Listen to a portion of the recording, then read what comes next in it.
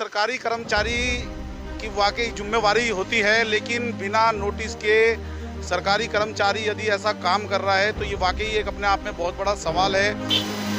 नमस्कार, आप देख रहे हैं सावधान उत्तराखंड लाइव और मैं हूं आपके साथ सूरज गोस्वामी। जी हाँ, इस वक्त हम ढालवाला में मौजूद हैं, वार्ड नंबर 10 पर। आपको बता दें, मेरे पीछे आप ये देख रहे होंगे कुछ टूटा फूटा जो है ये मकान आपको दिख रहा है। दरअसल ये मामला हमारे सामने आया है, संज्ञान में आया है।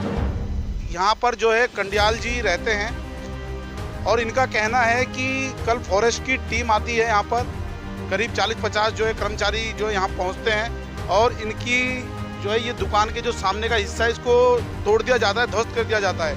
और जब ये उनसे ऑर्डर मांगते हैं कि आप हमें जो है कागज़ दिखाइए कि यदि आप आए हैं तो आपके पास कुछ कानूनी कागज़ तो होंगे ही, आपके पास परमिशन होगी, तो इनको बिना कागज़ दिखाए ही इसको तोड़ दिया गया। अभी कंडियाल जी हमारे साथ मौजूद हैं, उनसे बातचीत करेंगे कि आखिरकार पूरा मामला क्या है, क्या कुछ हुआ था। कंडियाल जी नमस्कार, क्या कुछ हुआ था जब वो पहुंचे हैं, क्या उन्होंने कागज़ नहीं दिखाया, क्या कुछ मामला है? मेरा मकान यहाँ पर जो है 2003-04 से है और मैं इसका भवन स्वामी हूँ।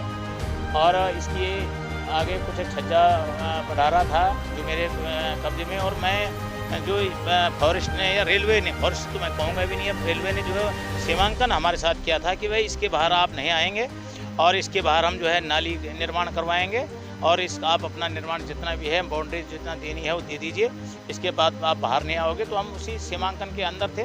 कल अचानक जो है फॉरेस्ट विभाग ऋषिकेश वाले आते हैं अचानक जेसीबी लेकर के, और लगभग जो है 40-50 लोग आते हैं। उन्होंने बगैर जेसीबी के से जो है मेरी छत पड़ने वाली थी और मेरा ये देखो 1-2 लाख रुपए की सेटरिंग है, 2 लाख रुपए का जो सेटरिंग का सामान ये भी देखा जा रहा है, इस पर सारा तोड़ दिया गया है। मुझे लगभग सेटरिंग का 2 लाख रुपए का नुकसान हुआ है। मेरे इन्होंने जो है गैंती, सब्बल, बिलचा, फावड़ा और सरिया काटने की कटर मशीन और ऐसे दस्तावेज जो मेरे साथ गाली गलौज, मुझे जो है धक्का मुक्की की। और मेरा लड़का अगर मेरे साथ में ना होता तो जानलेवा हमला भी कर सकते थे और किया भी। उन्होंने मुझे नीचे भी गिराया धक्का मुक्की में। तो मेरे द्वारा उनसे ये अनुरोध किया गया था कि आपके पास अगर कोई आदेश है तो मैं उस आदेश का पालन करूंगा और जितना मैं बाहर आया हूं या जितना अवैध कब्जा है उसको मैं स्वयं हटा देता हूं। उनके द्वारा कोई भी दस्तावेज मुझे नहीं दिखाया गया है। नहीं, ऐसा आप ही के साथ हुआ है या और लोगों के साथ भी हुआ है? ये तो मेरे साथ व्यक्तिगत हुआ है और व्यक्तिगत रंजिश के तहत हुआ है। केवल मेरा ही मकान तोड़ा गया है जो आपके सामने दिखाई दे रहा है। कल भी जो है कई पत्रकार लोग आए थे और जब मैं रेंजर साहब के पास जो है कल से जो है 4 बार उनके पास कॉल कर दी है तो कह रहे कि मुझे सोचने का टाइम दे दो। अभी भी मैं व्यक्तिगत किसी मामले में फॉरेस्ट चौकी के बाहर जंगल में किसी अन्य काम से वो भी गए थे, मैं भी गया था। अचानक उनसे मुलाकात होती है मेरी, तो मेरे द्वारा उनसे अनुरोध किया गया है कि रेंजर साहब आपने जो है कल से मुझे जो है 2 मिनट सोचने का टाइम कहा, लेकिन कल से आपको 2 मिनट नहीं लगा। तो उन्होंने कहा मैं सोचता हूँ। तो मतलब ये तो एक व्यक्तिगत रंजिश मेरे साथ उन्होंने किया है। क्या कुछ कारण हो सकता है इसके पीछे? यदि वो ऐसा कर रहे हैं, आप बता रहे हैं व्यक्तिगत, तो व्यक्तिगत यदि आप ही के साथ कर रहे हैं तो क्या इसके पीछे कारण क्या हो सकता है? हो सकता है कुछ मुझसे जो है कोई मोटी रकम मांगनी चाह रही होगी, यही मैं अंदाज़ा लग सकता है, क्योंकि मेरे द्वारा ना उनको अभी तक कोई ऐसी रकम दी गई है। हो सकता है कि उनका सोचने का ये ऐसा रहा होगा कि भाई व्यावसायिक आदमी है, इससे हम मोटा पैसा ऐंठ लेंगे। मुझे तो यही अनुमान लग रहा है।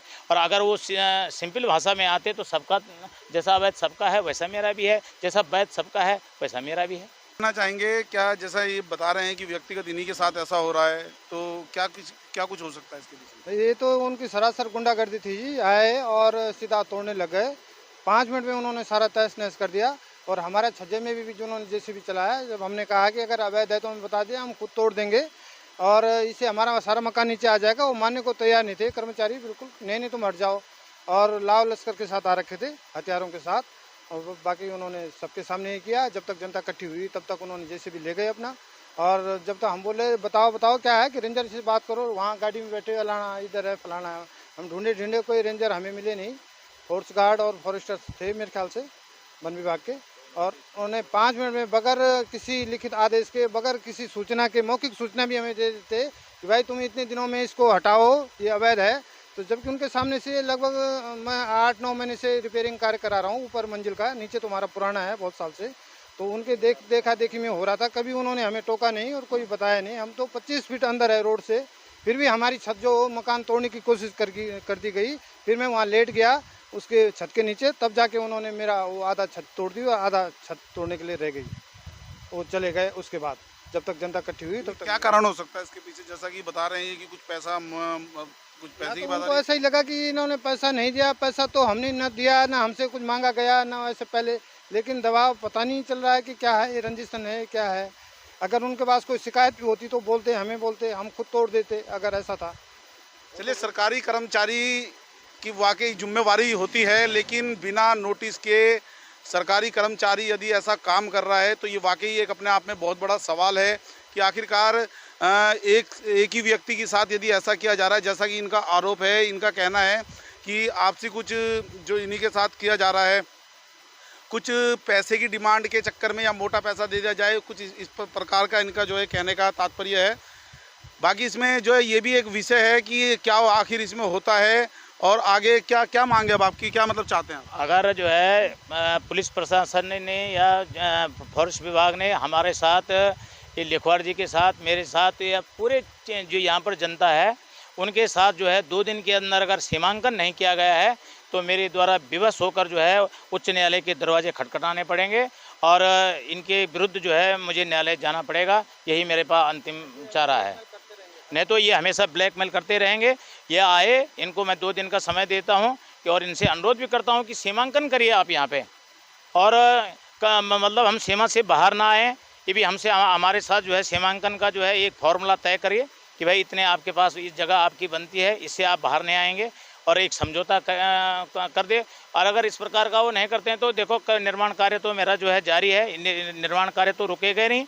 और इसके विरुद्ध जो है अगर जो है 1 हफ्ते के अंदर ये काम नहीं करते तो मुझे जो है विवश होकर जो है न्यायालय की शरण में जाना पड़ेगा, और न्यायालय जो फैसला करेगा वो मुझे मंजूर होगा। चलिए, बाकी की अपडेट आपको बताएंगे क्या आगे इसमें हुआ है, क्या कंडियाल जी इसमें आगे कदम उठाते हैं, क्या उच्च न्यायालय तक ये पहुँचते हैं और अपनी गुहार लगाते हैं। आगे की अपडेट भी आपको बताएंगे। नमस्कार, जय हिंद, जय उत्तराखंड।